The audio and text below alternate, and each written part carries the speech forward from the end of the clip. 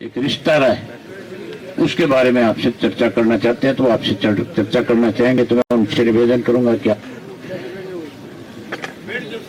आए और अपनी बात सबको साझा करें। महामहिम राष्ट्रपति जी आप आए और अपनी बात साझा करें।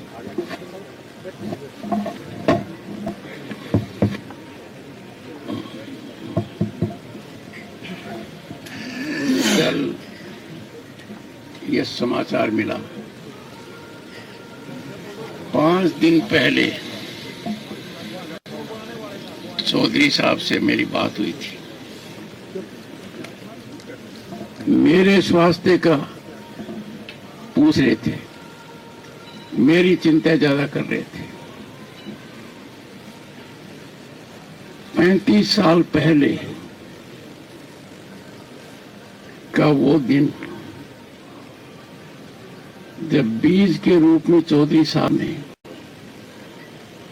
ताऊ देवीलाल जी के आशीर्वाद से मुझे समझाया कि प्लीडर का पी हटा दो। मैंने कहा मैं प्लीडर हूं, का पी हटा दो। और जो यात्रा शुरू हुई, मेरा हाथ पकड़कर, अर्थ बल देकर, दर्शन देकर 9th लोकसभा में निर्वाचित करवाकर, मंत्री पद देकर मैं भूल नहीं सकता। जब भी मौका मिला मुझे आशीर्वाद मिला। राज्यपाल का पद ग्रहण करते ही मैंने आपका आशीर्वाद लिया आपके निवास पर जाकर। जब राज्यपाल था, खबर आई कि आपकी धर्मपत्नी नहीं रही। मेरी धर्मपत्नी ने कहा, मैं बंगाल में था, कि तुरंत पहुंचो। तक सुखवीर जी के पिताजी बादल साहब यहां थे। मेरी धर्मपत्नी ने कहा, जब अपना इकलौता बेटा गया तो चौधरी ओम प्रकाश जी ने कहा, अर्जुन भी अपने बेटे को नहीं बचा पाए, तुम आगे बढ़ते रहो। पूरा परिवार जयपुर आया और चौधरी देवीलाल जी को तो पता नहीं था कि मैं कहाँ हूं, तो गांव के लिए रवाना हो गए।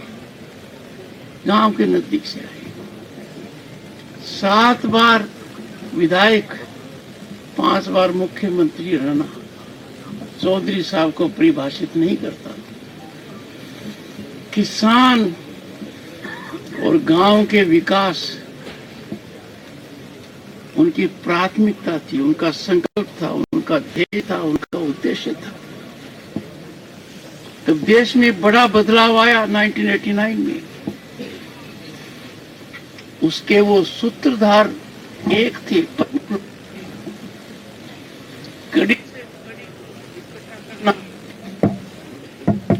उन्होंने किया था। कुछ भी परिस्थिति हो, कुछ भी हालात हो, किसान हित और ग्रामीण विकास को नहीं छोड़ा। कराया, आपको भी कराया। शासन और व्यवस्था किसान के प्रति क्रूर होती है, पर यह निश्चित कर दिया देश में उन्होंने कि देश का उत्थान, प्रगति, शांति, विकास किसान के विकास से जुड़ा हुआ है, गांव के विकास से जुड़ा हुआ है। कोई ऐसा मौका नहीं आया जब उन्होंने मेरी चिंता नहीं की। जब पहली बार राज्यपाल के बाद उनके दर्शन किए, आशीर्वाद लिया, तो मेरे गले में थोड़ी खराश थी।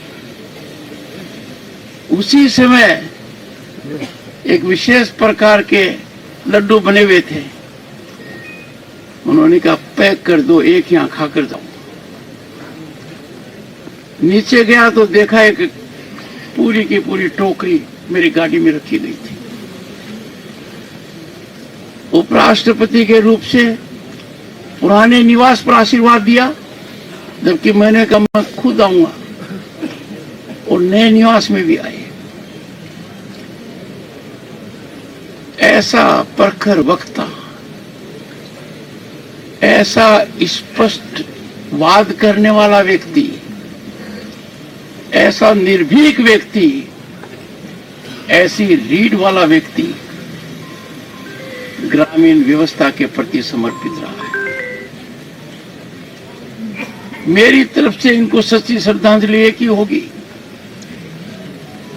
कि इन्होंने जो दार्शनिक रूप अपनाया, संकट झेले, व्यवस्था की क्रूरता देखी,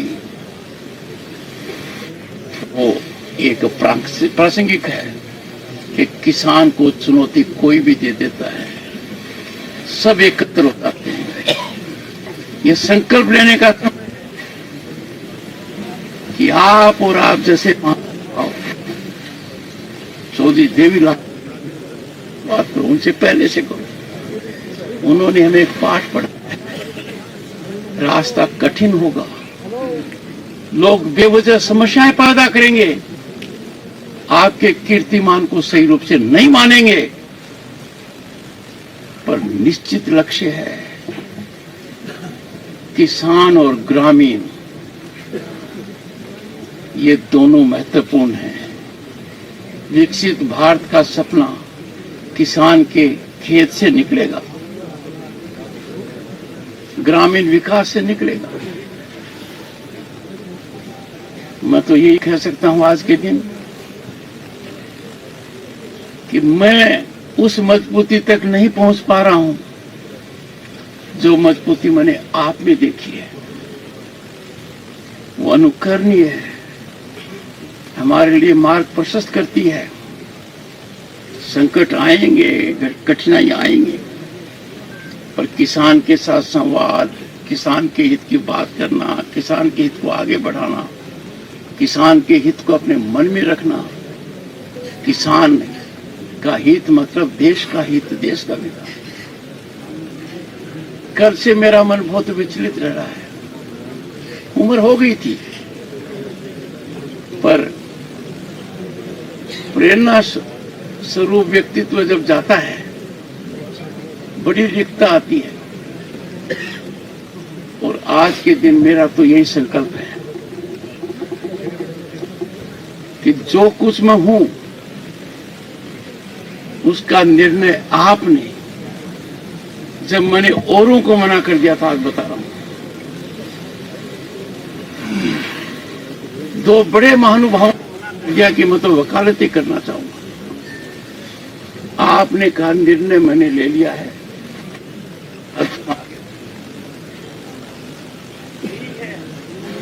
कि वो बीज आपके समक्ष आज उपस्थित है। मेरी यही संवेदना है। मैं इन्होंने जो संकट झेलकर भी किसान की सेवा की है, और जो कर्जा माफी के लिए उस समय लड़ाई लड़ी थी, सोच नहीं सकते। तब भी अर्थशास्त्री कहते थे क्यों करो, आप उसके सूत्रधार थे। यही मैं संकल्प लेकर मेरी श्रद्धांजलि आपको दे रहा हूं।